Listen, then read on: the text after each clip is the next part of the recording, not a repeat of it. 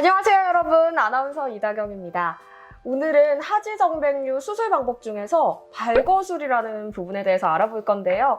오늘은 참하지외과 대표 원장님 박인수 원장님과 함께 이야기 나눠보도록 하겠습니다. 원장님 안녕하세요. 네, 안녕하세요. 네. 네, 안녕하세요. 안녕하세요. 반갑습니다. 네, 선생님, 하지정맥류 수술 방법이 굉장히 다양하더라고요. 네, 맞습니다. 현재까지 하지정맥류 수술 방법이 5가지가 있죠. 가장 오래된 방법이 이제 조금 째서 하는 절개 수술이라고도 표현을 하는데 발거술이라는 게 있고, 그다음에 레이저 수술, 고주파 수술, 그리고 베나실, 클라리베잉 이렇게 총 5가지의 방법이 현재 공존을 하고 있습니다. 네, 그럼 오늘 알아볼 발거술, 네, 발거술. 어떻게 수술이 네. 진행되는지 한번 가르쳐주세요. 네, 간단하게 설명드릴게요. 네. 일단 발거술이라고 하는 거는 말 그대로 이제 혈관을 이제 빼내서 발거해서 제거를 하는 건데요.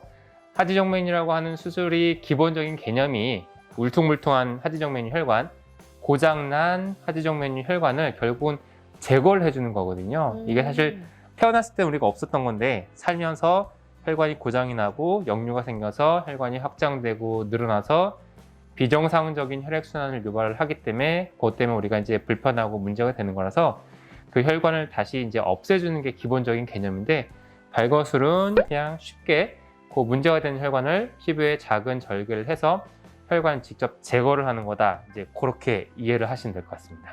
그러면 가장 오래된 방법이고 또 네, 혈관을 맞습니다. 직접 제거를 하는 맞습니다. 방법이네요. 예. 네, 그러면 발거술에 장점이 있을 것 같은데. 네. 일단 장점은 혈관을 직접 제거를 하는 거니까 일단 이론상 가장 깨끗하게 혈관을 이제 제거한다라는 장점이 있을 수가 있죠. 사실 이제 발거술 말고도 레이저 수술이나 고주파 수술이나 조금 더 이제 진보되고 최신화된 수술 방법들이 많이 있어서 발거술은 과거보다는 이제 사실 많이 시행을 하는 추세는 아니긴 합니다. 하지만 어쨌거나 혈관을 직접 제거를 한다라는 이제 특장점이 있기 때문에 혈관이 이제 너무 많이 큰 경우, 너무 많이 커서 직접 제거를 해야 되는 경우에는 사실 발거술만이 가지는 장점이 있고요. 또 하나 장점이 있다도 말씀했지만 이제 비용이 조금 가장 저렴한 방법이다. 그래요? 예, 그런 장점이 일단은 크게 있습니다. 그렇구나. 사실 수술이란 게 장점이 있으면 또 맞습니다. 단점이 있기 마련이잖아요. 맞습니다. 발거술도 단점이 있을까요? 네, 또 단점이 이제 물론 있고요. 앞서 잠깐 말씀드렸지만 얘는 혈관을 피부에 작은 절개를 해서 직접 이제 제거를 하는 거기 때문에 어쩔 수 없이 크지는 않지만 작은 이제 상처, 흉터가 사실 생길 수밖에 없습니다. 그래서 다른 조금 더 최신화된 방법들에 비해서 수술 후 흉터가 조금 남을 수 있다는 단점이 있고요.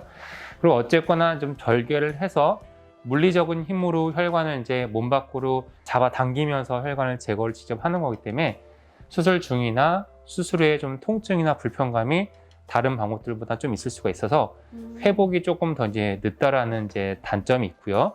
비슷한 개념인데 물리적으로 절개를 해서 혈관을 이제 잡아당기면서 하는 수술이기 때문에 수술 과정 중에 이제 주변 정상 조직의 손상 같은 게 아무래도 다른 진보된 방법들보다는 조금 더 있을 수 있습니다. 그렇군요. 이렇게 발거술의 장단점에 대해서 알아봤는데 우리나라와 외국의 이 발거술의 차이가 있다고 제가 들었거든요. 네, 맞습니다. 네. 일단 우리나라 이제 국민건강보험 시스템상에서는 현재 정맥류 수술 방법 중에 오늘 말씀드린 발거술만이 이제 보험이 적용되는 수술입니다. 그래서 앞서 말씀한 것처럼 이제 수술비가 다른 방법들보다 이제 조금 더 저렴하다라는 장점이 있고요.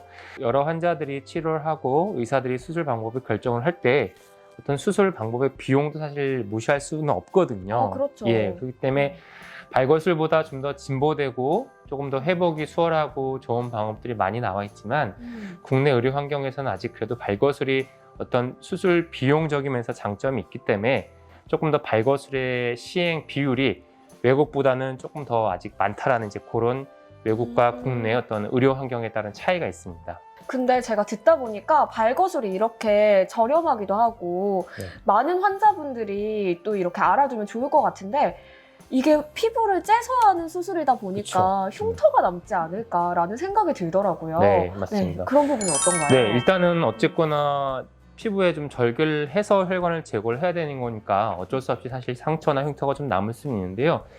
사실 생각보다 이렇게 흉터가 많이 남지는 않습니다. 솔직히 이제 병원마다 사실 차이가 많이 있어요. 이거 수술하는 의사들에 따라서 뭐 상처를 뭐 최대한 좀 조금 내고서 수술을 하는 선생님들도 계실 거고 조금 더 크게 이제 열고선 절개를 해서 치료하는 의사들도 있기 때문에 사실 어떤 상처나 흉터를 객관적으로 딱 얘기할 수는 없고요. 병원마다 사실 차이가 많은 게 이제 솔직한 이제 상황인데 어쨌거나 과거보다 뭐 초음파 장비나 여러 가지 이제 수술 기구나 장비들도 좋아져서 과거에는 뭐 한 20년 전만 해도 뭐 5cm, 뭐 10cm씩 째서 수술을 이제 하는 경우도 있었는데 최근에는 저희 병원 같은 경우 이제 1cm 정도만 째서 수술을 하기 때문에 다음날 뭐 바로 샤워 가능하고 뭐 솔직히 한 1, 2년 정도 지나면 흉터가 거의 보이진 않아서 우리가 생각하는 이제 절개술 뭔가 째야 되고 흉터가 남는다는 게 병원마다 차이는 있을 수 있지만 그렇게 우리가 육안상 뭐 흉터로 쭉 남는 이제 그런 개념은 사실은 이제는 아니라고 말씀을 드릴 수 있을 것 같습니다. 1cm면 제가 생각해도 괜찮을 것 같습니다.